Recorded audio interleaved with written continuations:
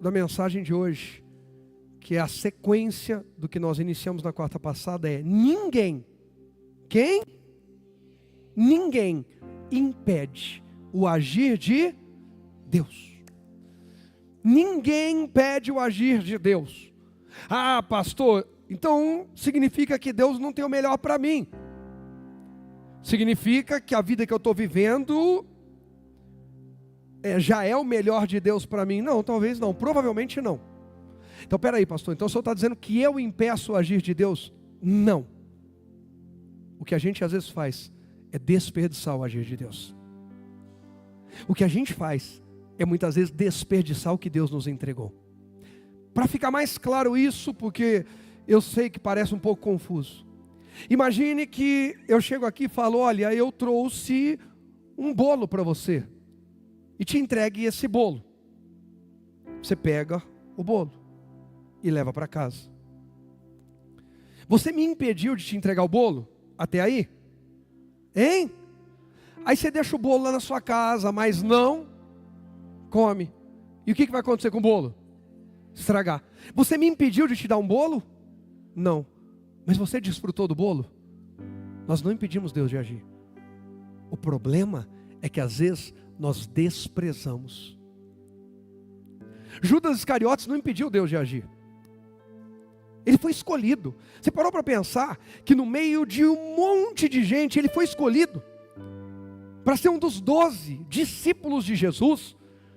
Ele foi escolhido para ser alguém de tamanha confiança que ele administrava os recursos financeiros do ministério de Jesus. Era ele que era o tesoureiro do ministério de Jesus. Ele não pôde impedir Deus de levantá-lo, de exaltá-lo. Imagina alguém falava assim: quem é aí que administra tudo? Aí o pessoal dizia: é aquele lá. Chegava o Judas Iscariotes, alguém dizia assim: ele deve confiar muito em você. Com certeza ele confia muito em você. Você é uma pessoa extraordinária, você deve ser muito capaz e muito confiável, porque você não vai colocar recurso, ainda mais um recurso tão importante, que é o recurso da obra de Deus, na mão de alguém capaz e que não seja confiável. Ele não impediu Deus de agir, de escolhê-lo, de dar a ele a oportunidade. O que ele fez foi desperdiçar. Ele vendeu. Então cuidado para você não vender sua alma, porque vender a alma não tem a ver com aquela coisa de fazer um pacto, um ritual, mas de se entregar aquilo que não é de Deus para você e para mim. Às vezes estamos entregando nossa alma às setas, aos dardos inflamados do maligno. Às vezes de forma inconsciente, involuntária, estamos entregando nossa alma a propostas, a desejos, a tentações, a traumas, a bloqueios, a rancores, a ódio, a mágoa, a frustração e por aí afora vai. Não desperdice o que Deus já começou a fazer na sua vida. Filipenses 1,6 diz que aquele que em vós começou a boa obra, a aperfeiçoará. Ele não deixa de agir. Ninguém impede o agir de Deus. Ele aperfeiçoará até o dia de Cristo Jesus. Cabe a nós não jogar fora, não desprezar, nem desperdiçar. Quem entende isso, diga amém. Só que tem pessoas que não conhecem, não sabem o que Deus está fazendo na própria vida. E tem pessoas de fora que não sabem qual é o plano, o projeto, a visão de Deus com a gente. E aí, a gente segue. Êxodo 1, verso 8 diz assim, ó. Êxodo 1, verso 8. Por fim, subiu ao poder no Egito um novo rei, que não sabia coisa alguma sobre quem? José. O rei disse a seu povo: vejam, agora o povo de Israel é mais numeroso e mais forte que nós. Precisamos tramar um plano para evitar que se tornem ainda mais o quê? Ele tinha um plano. Evitar ou tentar impedir que o povo hebreu se tornasse mais forte, mais numeroso e mais poderoso que os egípcios. Ele conseguiu ser bem sucedido nesse plano? Ele conseguiu? Não, porque ninguém pode impedir o agir de Deus.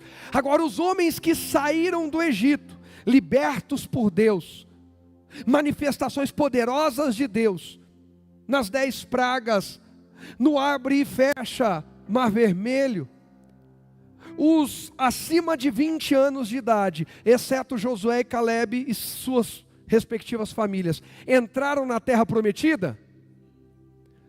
Os maiores de 20 anos, exceto Josué e Calebe e suas famílias, entraram na terra prometida?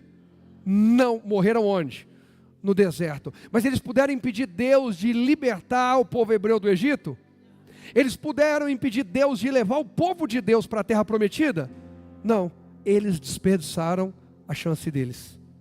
O máximo que a gente consegue fazer é desperdiçar a nossa, mas a gente não pode impedir o que Deus tem para fazer. E Deus vai fazer, e tomara que o meu e o seu coração esteja aberto para Deus, e não para o mundo, não para a carne, não para as emoções, não para o diabo, para que Deus possa fazer em nós e também através de nós. Que nós não venhamos desperdiçar o que Deus está fazendo. Faraó diz: nós vamos impedir, vamos tramar algo contra eles. Ele só não sabia que ninguém impede o agir de Deus. O final do versículo ainda diz, se não fizermos e houver guerra, eles se unirão aos nossos inimigos, lutarão contra nós e depois fugirão dessa terra. A visão de Faraó era tão ruim, tão deturpada, distorcida, que ele pensava que aquele povo poderia se rebelar, fazer uma aliança com outros povos e ir embora. Ele só não sabia a parte mais importante. Aquele povo não precisava se unir com ninguém, não precisava fazer aliança com ninguém. Ele já era um povo escolhido do Deus vivo. Presta atenção que o quanto eu e você vamos crescer, pode ser ajudado, pode ser facilitado e até acelerado por pessoas, conexões e alianças. E que sejamos sábios para fazer as boas e rejeitar as más. Porém, não depende disso. Agindo Deus, ninguém vai poder impedir. Deus faz. Deus não precisou que outros povos viessem defender o povo hebreu. Deus não precisou que outros povos fortalecessem o povo hebreu com poder bélico, com treinamento de guerra ou qualquer outra coisa. Os egípcios não puderam impedir o que Deus tinha para fazer. Não há governo, governante, não há crise, não há clima, não há economia, não há nada e ninguém que pode impedir o que Deus tem para fazer, desde que eu e você não venhamos desfalecer na nossa fé. A Bíblia diz isso em Hebreus 10, põe aí para mim, vamos aqui na unção, Hebreus 10, 35, eu vou no esboço à medida que Deus mandar, e vou na fé sempre, até o fim, amém? Hebreus 10, 35 diz assim, Hebreus 10, 35, telão, vamos comigo. Portanto, não abram mão de sua firme o quê? Confiança. Nossa confiança não pode ser algo frágil. Não pode ser algo instável. Nossa confiança no tocante a Deus tem que ser o quê? Tem que ser o quê? Firme. Firme a ponto de resistir pancada, gente, porque nós vamos ter que ser resilientes muitas vezes. Pessoas, eu vou falar isso com muito carinho, mas por favor entenda que estamos falando do ponto de vista principalmente espiritual. Pessoas que passam a vida, não estou falando de momentos, passam a vida sendo frágeis demais espiritualmente, inconstantes demais espiritualmente, não vivem tudo o que Deus tinha para a sua vida, porque a sua própria inconstância o sabota. Então, a carta aos Hebreus, o Espírito de Deus vai dizer: portanto, não abram mão de sua firme o quê? Confiança e firmeza, firme confiança. Lembrem-se da grande o quê? Recompensa que ela lhes traz. O verso 36 ainda vai dizer assim, vocês precisam perseverar. Precisam o quê? Ser firme, ser constante, aguentar os dias difíceis, não desistir, não desanimar, não jogar toalha, qualquer problema, não chutar o pau da barraca toda hora. A fim de que depois de terem feito a vontade de quem? A minha vontade é. Mas enquanto eu e você nos sujeitarmos à nossa vontade, nós vamos ter que viver só daquilo que a gente dá conta. Mas quando nós nos sujeitamos à vontade de Deus, nós vivemos do que Deus tem para nós. Eu quero viver do que Deus tem para mim. Mais alguém? Se eu me sujeitar apenas à minha vontade, às minhas ideias, aos meus planos, ao meu jeito, ao meu gênio, ao meu temperamento, ao meu caráter, à minha criação, ao meu isso, ao meu aquilo, eu vou colher só de mim mesmo. Mas quando eu me sujeito à vontade de Deus, ao que Deus mandou eu fazer, mesmo que eu não queira, mesmo que eu não goste, mesmo que a minha carne esteja gritando, dizendo, eu quero me vingar, quero dar o troco, eu quero. Aí eu vou dizer para a minha carne, ei, eu vou ter uma conversa com você igual o salmista teve. Por que te abates, ó minha alma? Por que te perturbas dentro de mim? Espera em Deus, pois eu ainda o louvarei.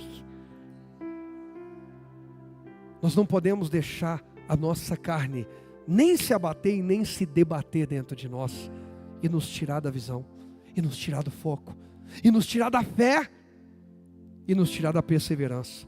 Porque depois de perseverar, depois de fazer a vontade de Deus, vamos receber tudo o que Ele prometeu. E eu tenho grandes promessas de Deus. Mais alguém aqui tem? E toda vez que ao invés de fazer a vontade de Deus, eu faço a minha, eu atraso as promessas de Deus para a minha vida. Tenho duas notícias, uma boa e ruim para você. Esses dias está acontecendo bastante isso, né? Da boa e da ruim. Qual que vocês querem ouvir primeiro? A boa é que o que Deus prometeu, Ele é fiel para cumprir até o fim. A ruim é que toda vez que a gente, em vez de fazer a vontade de Deus, a gente faz a nossa, a gente atrasa o cumprimento da promessa. A gente não impede Deus, a gente atrasa. Ou, em alguns casos, chega a desperdiçar. Mas a promessa se cumpre. Quem está entendendo que Deus está falando com a gente? Chega. Você pode dizer comigo, diga, chega de atrasar o cumprimento das promessas de Deus para a minha vida. Chega de adiar e de desperdiçar. Chega. Só que é uma decisão que não é só repetir aqui na igreja. O fato de eu pedir para você repetir não mudou a sua vida, mas ajudou você a gravar aquilo com o qual você está se comprometendo. E mais, a Bíblia diz que a gente vai comer do fruto das nossas palavras, da nossa boca. Então você já começou a construir algo bom, amém? Agora tem que perseverar. Vocês precisam, está escrito o que no texto? Precisam o quê? Perseverar. Pega isso e se lembra. Porque aqui dentro, gente, por mais doloroso que ainda seja, muitas vezes, às vezes tem aquela mensagem que dói, que mexe, que sacode, mas ainda é mais fácil. Porque aqui a gente está sendo tratado em amor, mas na hora da guerra lá fora, não tem misericórdia, não tem compaixão, não tem amor, não tem respeito e nem limite. As guerras que a gente enfrenta lá fora, gente. Semana passada eu falei muito da régua, para nós não descermos o nível da régua do que Deus tem para nós. Quando a gente trava guerras lá fora, o nível, muitas vezes levado, é baixíssimo, pesado, para ferir, para machucar, para destruir. Mas nós temos uma promessa, e quem nos prometeu é fiel, e ninguém pode impedir o agir de Deus. Ninguém impede Deus de agir. Não seja você aquele que vai desperdiçar o agir de Deus. Quantas pessoas, de nós que estamos aqui, fomos tentados a não vir para esse culto, e imagina se não tivéssemos vindo. O que eu estou vendo de gente aqui, que a expressão já mostra, pastor, é isso que eu estava precisando, não é o que eu gosto, não é o que eu quero, é o que eu precisava.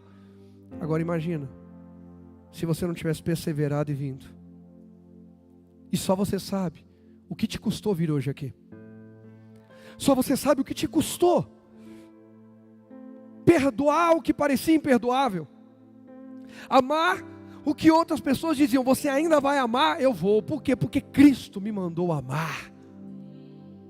Você ainda vai perseverar? Eu vou. Por quê? Porque Cristo me mandou perseverar. E ninguém tem autoridade para remover as palavras de Cristo da minha vida. Eu vou me sujeitar a elas até o fim. Quem mais está nessa? Não importa o quanto nos julguem, o quanto nos acusem, o quanto venham nos ferir. Só cada um de nós sabe exatamente quem somos em Deus. Você pode olhar para mim e ter uma imagem a meu respeito. Eu posso olhar para você e ter uma imagem a seu respeito. Mas existe algo que só você e Deus sabem, que eu não sei, que ninguém mais sabe. Existe algo que só eu e Deus sabemos. Existem guerras que você trava que ninguém sabe, que talvez ninguém compreenderia.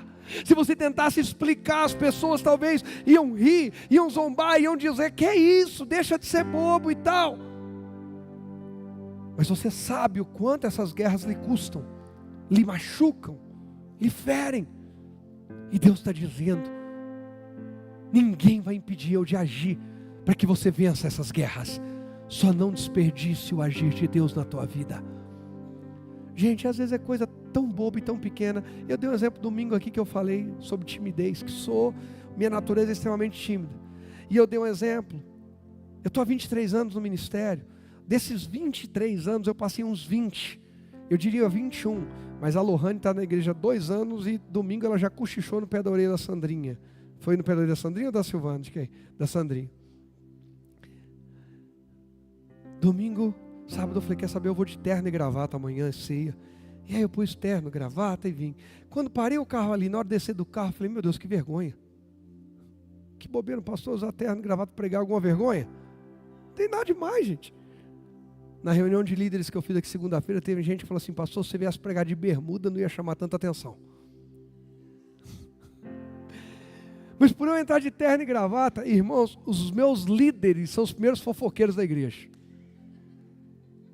A Lohane virou para a Sandrinha e falou, 2 anos que eu estou na igreja, eu nunca vi ele de terno e gravata. A Sandrinha olhou para a Lohane e falou, nem lembro como era.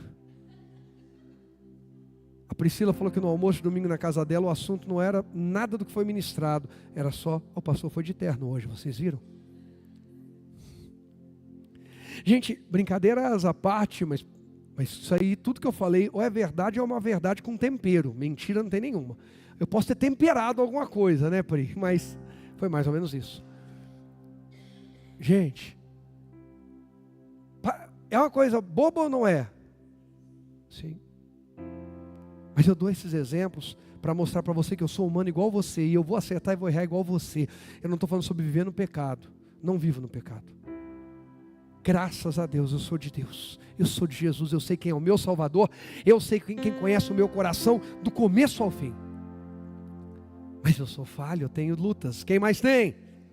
E às vezes, se a gente for falar um para o outro, a gente vai rir, né, Éder? Poxa, ô Éder, seu problema é esse aí, rapaz. Seu problema é só ser palmeirense, fica fácil. Amanhã assiste o nosso jogo e vem torcer. Que você pode. Para o seu time você não pode torcer amanhã, porque ele está fora daquele campeonato. O meu ainda está lá dentro. Ele pode sair amanhã, mas ele pode continuar. Resolve esse problema e vem para o meu lado. Ele vai dizer, não, eu nasci porco e vou morrer porco. Para mim é um problema fácil de resolver, para ele é difícil. Gente, eu vou falando às vezes de coisas assim que parece brincadeira, mas que fazem parte da realidade de cada pessoa que está sendo ministrada. Quem entende o que eu estou dizendo? O que para você é muito fácil de resolver, para o outro é uma luta. O que para mim é muito fácil, o que para mim é muito, que bobeira a pessoa, para a pessoa é uma guerra. Então, pastor, o senhor está dizendo que está tudo bem, pode continuar assim? Não, nem você e nem eu. Eu não estou dando autorização nem para você nem para mim, porque nós não temos essa autorização. Mas nós temos livre-arbítrio, a gente pode fazer. Agora nós temos um conselho de Deus, persevere, persevere, persevere. Se aumentou a pressão, persevere. Põe para mim Romanos 8,18 na Almeida Revista e Corrigida, por favor, presta atenção. Romanos 8,18 na Almeida Revista e Corrigida, está escrito assim, depois de Atos, ARC,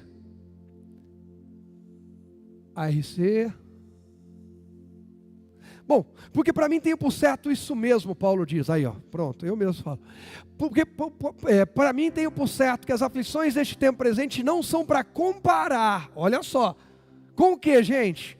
A glória que em nós há de ser revelada, tem um nível de glória muito maior do que esse nível de dor, e Cristo quer revelar esse nível na minha e na sua vida, e Deus agindo ninguém pode impedir, mas tem gente que pode desperdiçar. Imagina, você pega a roupa mais... Quem aqui tem filhos? Na adolescência? Já, bacana. Ou na pré-adolescência? Bacana. Menina também, mas principalmente meninos. E aí você compra o tênis novo, a roupa nova, e daqui a pouco o que eles estão fazendo com aquela roupa nova e o tênis novo? Jogando bola. Eu tenho um em casa que todos os tênis que nos demos para ele faz joia. O dedão tem um buraco. Todos. Aí eu passei o meu para ele, falei, você usa para ir para a escola. Em uma semana, ainda não dava para ver o joia, mas estava ralinho já. Ei, meu filho pode me impedir de dar um tênis novo para ele? Mas cuidar bem, depende. Ou ele cuida bem, ou ele desperdiça. O que estamos fazendo com o que Deus está nos entregando? Não está faltando agir de Deus, gente. Não está faltando palavra de Deus aqui. Não está faltando presença de Deus entre nós. A Bíblia é a verdade mais absoluta que existe, mais soberana. Não é porque a igreja, a família de Cristo é boa. Não é porque esse ministério é melhor que os outros. Nada disso. É porque a Bíblia diz que onde dois ou mais se reunirem em nome do Senhor, Jesus disse, eu vou lá no meio deles. E sempre tem mais de dois aqui reunidos em verdade na presença dEle. Então Ele está em nosso meio. E aí o que a gente está fazendo com a presença dEle? O que a gente está fazendo com a coragem, com o ânimo, com a força, com o poder que Ele está liberando? O que a gente está fazendo com as oportunidades que Ele está nos entregando? O que estamos fazendo com tanto? Será que estamos agindo igual Faraó? Não procuramos nem saber da história. Qual foi o erro que trouxe a queda do Egito? Derrubou uma nação poderosíssima, e não precisou nenhum soldado, nenhum homem levantar uma espada, ou que fosse um pedaço de pau, ou ainda como Davi, lançar uma pedra contra Faraó, ou contra qualquer soldado egípcio. O próprio Deus, que abriu o mar vermelho, e endureceu o coração de Faraó e seus guerreiros para entrar, fechou e os matou. O próprio Deus comprou a briga, porque apesar de Faraó não saber quem era José, ter sido negligente em conhecer a história de com quem que ele estava lidando, Deus não se esqueceu. Presta atenção que as pessoas que nos cercam podem não saber nem ter interesse nas promessas de Deus para nós. As pessoas que tentam nos atrapalhar de avançar podem não ter nenhum interesse sobre as promessas de Deus para nós, mas isso não apaga da memória de Deus tudo o que Ele nos prometeu, e nem diminui o poder dEle de cumprir o que Ele falou. Há uma glória maior a ser revelada. Primeiro tópico, presta atenção nisso aqui. Primeiro tópico diz assim: quem não conhece nossa história em Deus, não compreende como vivemos o quê? Pela fé. E chega até o quê? A perseguir. O erro daquele Faraó foi não buscar um conselheiro. Me conta a história desse povo que está crescendo tanto aqui, esse povo hebreu. Me conta, porque eu não sei a história deles. Eu sei que eles vieram para cá na mesma época em que várias nações e povos da terra vieram, quando houve uma fome absurda, e aí todos foram entregando suas posses, seus bens, e até que se tornaram escravos de Faraó, e começaram a trabalhar aqui no Egito e se estabeleceram. E eles cresceram muito, e esse povo agora é perigoso, eu vou acabar com eles. Mas alguém procura saber a história deles. Quando esse Faraó é negligente em procurar conhecer, ele traz destruição para o império dele. Falei aqui na quarta passada, Oséias 4:6, o meu povo foi destruído, ou o meu povo é destruído, está sendo destruído, perece, porque está faltando o quê? Conhecimento. Aí Deus ainda continua, porque vocês sacerdotes rejeitaram conhecimento, eu também vou rejeitar vocês e os filhos de vocês. Foi ou não foi que a gente leu? Aí muita gente falou, o problema é do pastor. Mas aí eu li para vocês Apocalipse 5, versos 9 e 10, que diz que Jesus nos comprou para Deus e nos fez reis e... Quem ele comprou? Todos que nasceram de novo, todos que entregaram sua vida para Jesus. Então o sacerdote não é o pastor que está no altar pregando. São todos aqueles que entregaram sua vida para Jesus. É o que diz Apocalipse 5, 9 e 10. Eu não vou ler hoje aqui porque eu já li quarta passada, mas eu cito, você anota e depois lê na sua casa. Está tudo na Bíblia. Quando nós desprezamos o conhecimento, quando nós somos negligentes em mergulhar no conhecimento da palavra, quando nós somos negligentes no relacionamento, gente, esse conhecimento é só ler Bíblia? Não, tem que ter o conhecimento espiritual, senão é só letra. E a Bíblia diz que a letra mata, o espírito é que vivifica. Quanto do nosso tempo a gente dedica em oração, em leitura bíblica, em buscar conhecer a Deus? E conhecer a Deus não é ficar só a mesma coisa, não, eu preciso me abrir para conhecimento profundo de Deus. Eu preciso me aprofundar em Deus, na Bíblia, na palavra. E aí eu vou conhecendo. E aí eu vou vendo que alguns comportamentos que eu tenho, Deus não se agrada. E agora eu vou dizer, Deus, então o Senhor me ajuda a me livrar desses comportamentos, porque agora eu sei que não te agradam. Começa uma transição. Começa uma transformação, começa uma mudança. Agora, sem conhecimento, a pessoa fica acomodada. Eu sou assim, esse é meu jeito. E tem gente que tem o conhecimento, mas não tem ação. Falei aqui algumas semanas atrás, alguém vai a um médico para receber só um diagnóstico? Não. Vai para receber o quê? Tratamento. O que eu faço com esse diagnóstico, doutor? Agora, você foi ao médico, só deu o diagnóstico, não deu mais nada. Depois você precisa de novo, ou alguém da sua família precisa, você vai indicar aquele médico? Você vai voltar lá? E a gente quer que o poder de Deus volte na nossa vida se a gente não fez nada com o que Ele falou até agora. Ei, o que a gente está fazendo com o nível de conhecimento que Deus está trazendo para a gente? É tempo de entender.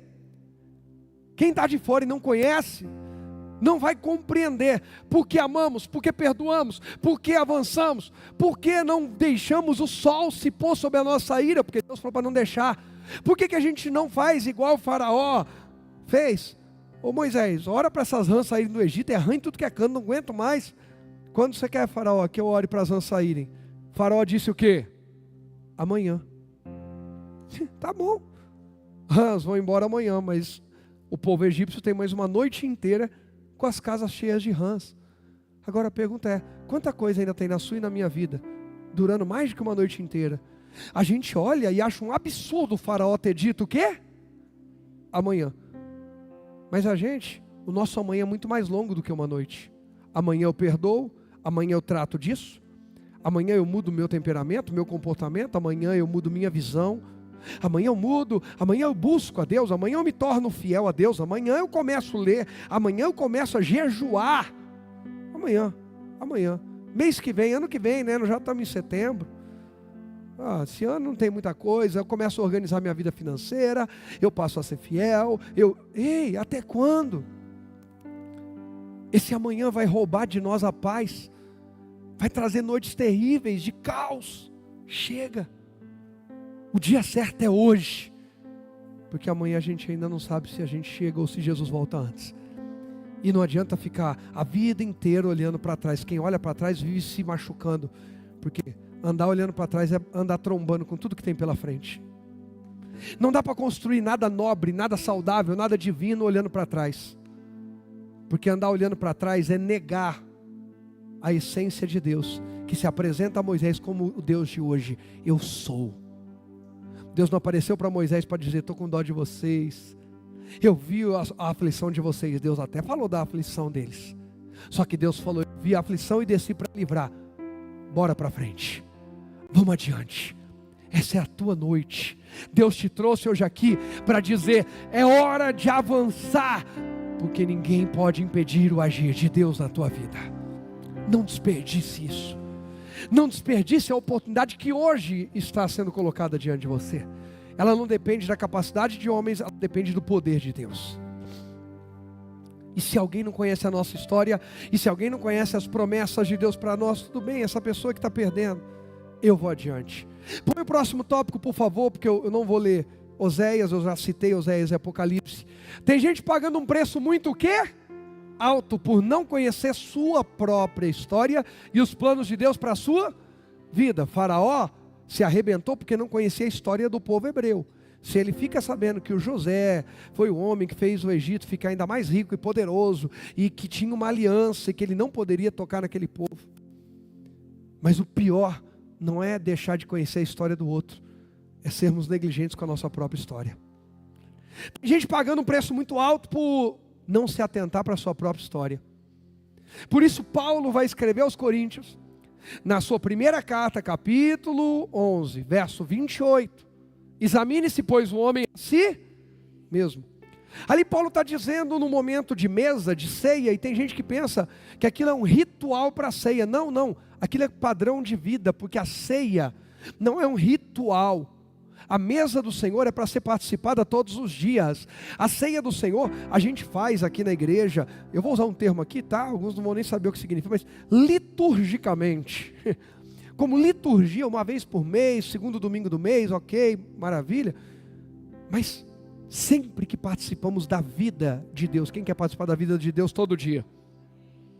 A gente tem que se alimentar do pão vivo que desceu do céu, da palavra de Deus, de Jesus que é o verbo que se fez carne, do sangue que nos lava, que nos purifica, que nos santifica de todo pecado. Quem entende isso? E para participar da vida de Deus, quem quer participar da vida de Deus todos os dias? A gente precisa se examinar todos os dias. A gente precisa conhecer como é que está a nossa história. Eu sei quem eu sou, pastor, ok. Mas quem você está se tornando? Porque tem gente que se tornou irreconhecível e só percebeu quando foi longe demais. Vocês já viram gente assim? Irmãos, todo mundo conhece alguém que a pessoa fala, eu não percebi que eu estava indo tão longe. Eu achei que eu tinha o controle. Eu achei que era só uma fase. Eu achei que era só um momento. Eu achei que era por causa do governo, do clima, das estações, dos hormônios, das amizades, disso, daquilo. Quem você é? É a primeira vez que eu vou pedir isso hoje, não tenho pedido isso com frequência. Olha para quem está do teu lado e pergunta, e fala para essa pessoa, cuidado, para não ir tão longe, a ponto de se tornar irreconhecível. Valorize os alertas de quem te ama. Valorize os alertas de quem é de Deus e quer ver o seu melhor. Não é o que todo mundo fala. Eu falei para a gente ouvir o que todo mundo fala. Quem nos ama e quem quer ver a gente vivendo o melhor de Deus. Ou a gente valoriza isso, ou a gente corre risco de ser o novo faraó. Aquele que vai perder. O homem tinha um império em suas mãos e perdeu tudo, inclusive a própria vida. Perdeu o filho, perdeu tudo. Por quê? Porque desprezou a história do povo de Deus. Se tornou irreconhecível ele. Porque se ele vai se alimentando da história, ele vai saber que com aquele povo é bom ter aliança. Deus falou lá em Gênesis 12. Vamos ler Gênesis 12. Vamos ler Gênesis 12. Vem comigo, rapidinho. Gênesis 12. O Senhor tinha dito a Abrão, ainda era Abrão, tá? Não tinha o Isaac nascido. Deixe sua terra natal, seus parentes e a família de seu pai, e vá à terra que eu lhe mostrarei. Farei de você uma grande nação, o abençoarei e o tornarei famoso. E você será o quê? Uma bênção o quê? Para quem, gente? Para outros. O projeto de Deus não é eu e você sermos os melhores para a gente se exaltar. É nós nos tornarmos melhores para abençoar mais gente. Aí diz assim, olha só o que diz a sequência. Abençoarei os que o abençoarem, e amaldiçoarei os que o amaldiçoarem. Por meio de você, todas as famílias da terra serão abençoadas. E quem é descendência de Abraão?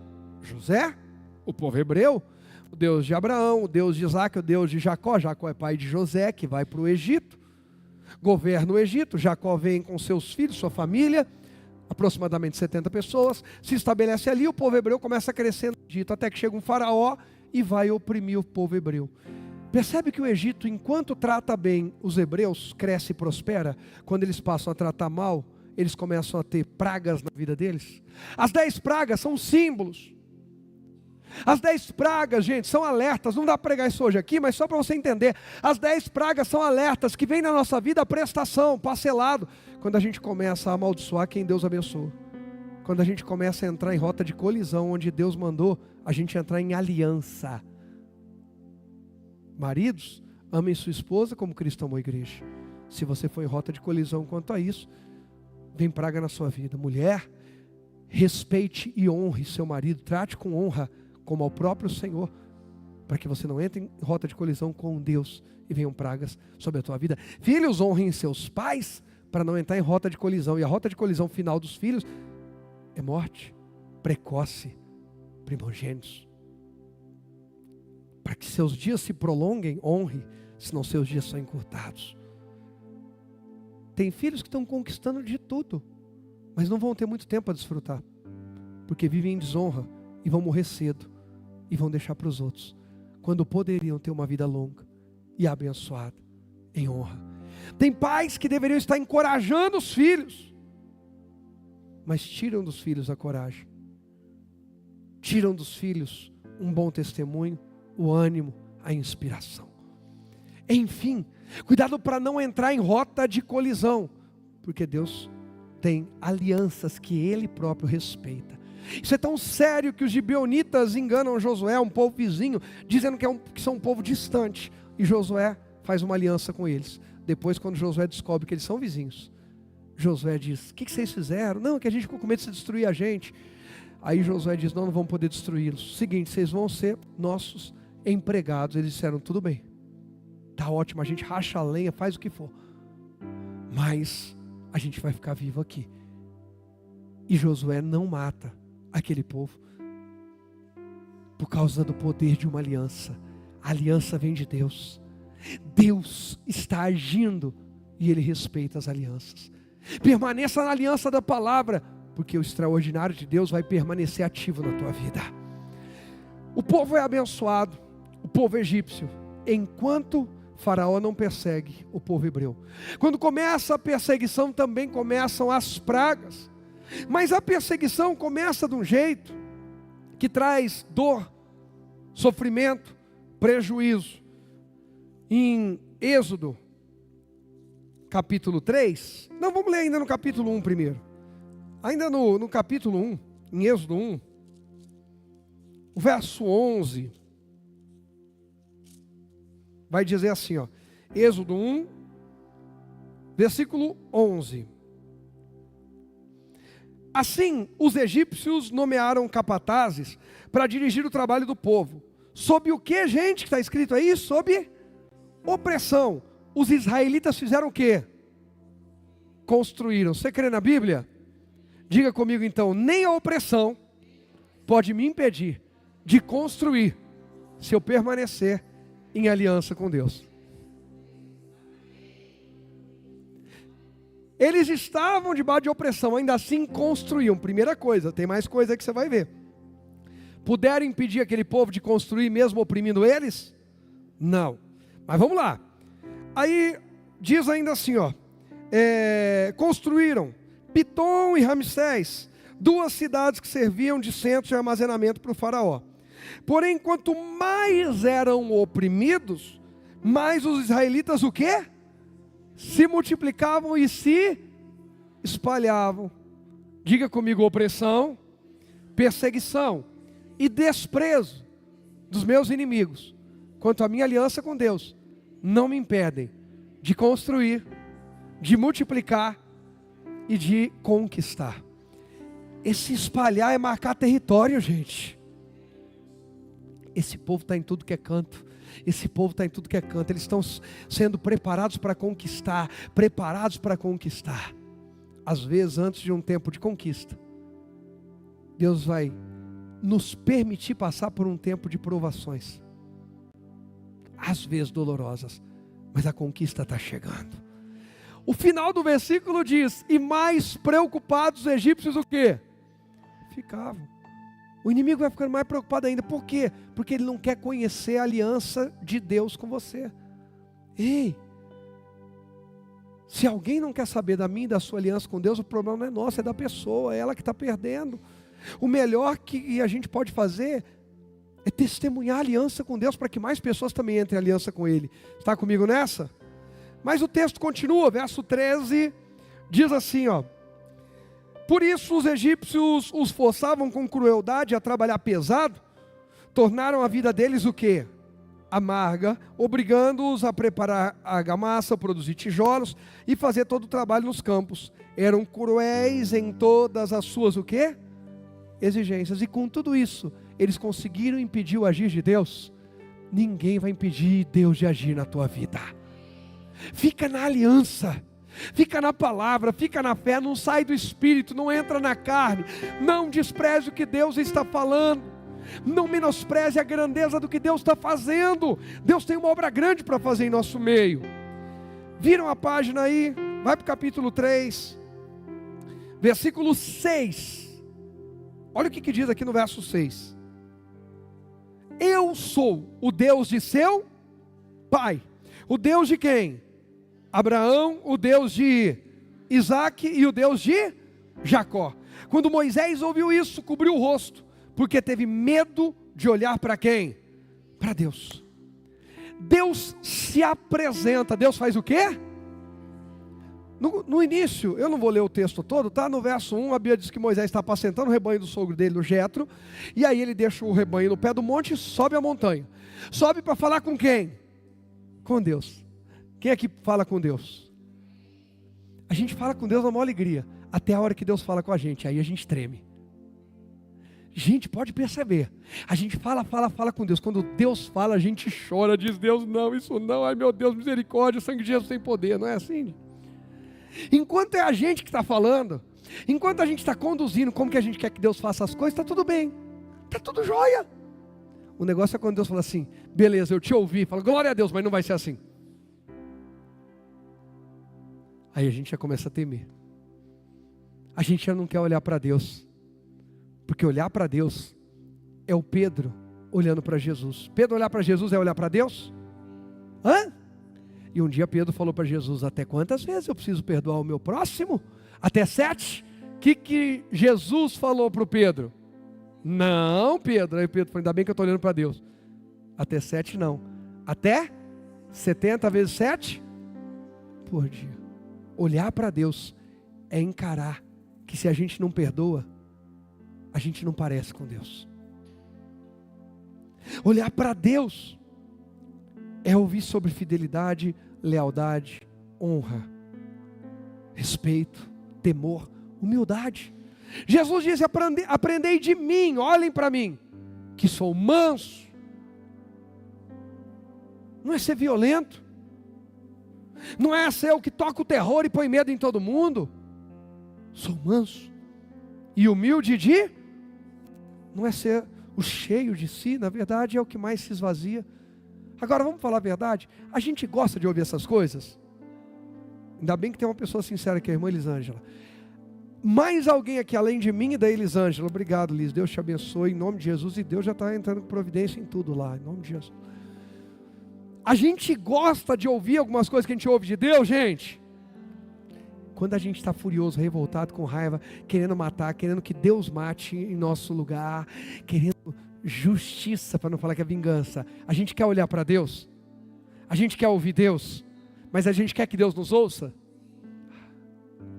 Mas Deus está nos ensinando que nos ouvir faz parte, mas a gente precisa ficar até o fim para ouvir o que Ele tem a dizer de volta. Fala para Deus tudo que você quer.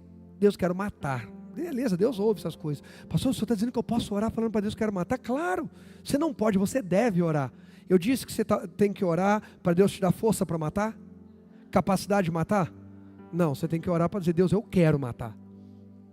Não é Deus me ajuda, não é Deus eu vou matar, eu quero. Mas agora eu quero ouvir o que o senhor quer. Aí vai dizer: não quero que você mate não. Tá bom, Deus, então eu não vou matar. Deus, eu quero xingar. Aí Deus fala: mas não quero que você xingue. Tá bom, Deus, então eu não vou. A maioria fala: não sou obrigado a confessar, produzir prova contra mim mesmo. É sobre isso, gente. Moisés subiu para falar com quem? E quando Deus falou com Moisés, o que Moisés fez? Ficou com medo e cobriu o rosto. Gente, a gente está procurando um Deus que quando a gente encontra, a gente fica com medo e que foge. A gente procura, né, Cida? Quando Deus se manifesta, a gente... Gente que eu conheço de pessoas que vieram para a igreja e disseram: pastor, aqui eu encontrei Deus, e a palavra, isso, aquilo, aquilo outro. Dali a pouco, cadê aquela pessoa? Sumiu. Por quê? Tem explicação. Aí boa parte você vai saber. Porque o que Deus começou a falar, elas não queriam ouvir. Porque o que Deus começou a falar, tirou elas da zona de conforto. Irmãos, pelo amor de Deus, vocês acham que para mim, é muito confortável? Gente, eu sou o primeiro a receber. Começa e termina aqui. Então, só que eu não posso fugir disso. Porque é nele que está a vida. E essa é uma noite de vida. Ninguém pode impedir Deus de nos dar vida. Creia. Eu sou o Deus de teu pai Abraão, Deus de Isaac, o Deus de Jacó. Quando Moisés ouviu isso, ele teve medo. Por quê? Porque o Deus que Moisés foi buscar no monte, e ele começa a clamar, e de repente ele vê uma sarça pegando fogo. E é interessante que ele fala: agora me virarei para lá e verei essa grande visão, porque o fogo está queimando na sarça, mas não consome. O sinal de Deus chamou a atenção de Moisés? Sim ou não? Mas assustou Moisés? Não. Chamou a atenção, mas não assustou. Moisés temeu olhar para a sarça? Hein? Cobriu o rosto? Tirou a sandália dos pés? Não. Ele só cobriu o rosto, só temeu e só tirou a sandália dos pés quando Deus falou com ele. O que isso significa? Enquanto a gente está vivendo as nossas bênçãos, os nossos milagres, a gente é capaz de viver uma vida cheia de bênçãos e milagres no pecado. Porque milagre não é sinônimo de temor e santidade. É nessa hora que, entre aspas, eu vou usar um termo aqui, mas está tudo bem, que eu perco algumas pessoas. Perco nada. É nessa hora que eu não vendo o meu ministério, que eu não contamino o meu ministério. Porque tem gente que gosta de entrar num lugar que só fala que Deus vai te abençoar e o milagre vai acontecer. Deus vai te abençoar, eu creio em nome de Jesus. Tem milagre para acontecer em nome de Jesus. Só que a palavra de Deus não é apenas o milagre, não é só o poder. A palavra de Deus vai nos empurrar para fora da zona de conforto, vai mostrar a nossa nudez para nós, não é expor para todo mundo, não é para nós, e vai mostrar o que precisa ser mudado e consertado em nós. E glória a Deus por isso. Pouca gente quer ouvir isso. Todo mundo quer ficar até aquela parte que Deus está lá, que Deus está me ouvindo. Agora a hora que é para eu ouvir Deus. Irmãos, você quer ver como é bem simples isso?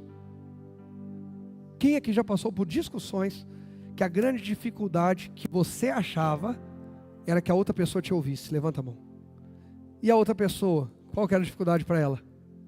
Que a gente ouvisse. Porque a nossa natureza, a nossa carne não gosta de ouvir, gosta de ter razão. A nossa carne quer ter razão. Eu tenho razão, eu tenho razão, eu tenho razão, eu tenho razão. Eu tenho razão. Eu sou dono da verdade. Não, pastor, vem cá. Não, é um barato. Pastor, deixa eu te contar. O senhor vai ver que o senhor vai me dar razão. Gente, o que tem de gente que me procura e que diz que eu vou dar razão? Aí eu falo: você tem razão que eu vou te dar razão, mas depois eu vou te dar direção. Ainda bem que você entrou numa igreja que te dá direção. Melhor é direção do que razão. Gente, essa aí, se fosse os famosinhos, já dava uma foto com uma frasezinha, né? Nós precisamos buscar um Deus que nos dá direção e não razão. Razão é massagem no ego. Você tem razão, você está de parabéns. Direção é quem se importa. Você está aqui para receber direção, não para ouvir que tem razão. Eu estou aqui, eu leio a Bíblia, eu oro. Não é para dizer: Deus, o Senhor sabe que eu tenho razão, então o Senhor vai contra todos os meus inimigos e mostra. Não, direção. Como é que Deus tirou o povo dele do Egito? Não foi dizendo para o faraó que ele tinha razão, porque o faraó toda vez vinha com uma inversão. Deus foi dando direção e Moisés foi obedecendo todas elas. Enquanto Moisés acha que ele vai resolver matando o soldado egípcio, ele liberta o povo. Tinha razão ele de defender um irmão hebreu? Ele tinha razão? Tinha ou não tinha? Quando ele vê um hebreu ser maltratado pelo soldado egípcio, ele vai lá e mata o soldado egípcio. Ele tinha razão de defender o irmão dele, hebreu? Tinha. E aquela razão libertou o povo hebreu? Não. Mas e a direção que Deus deu para ele?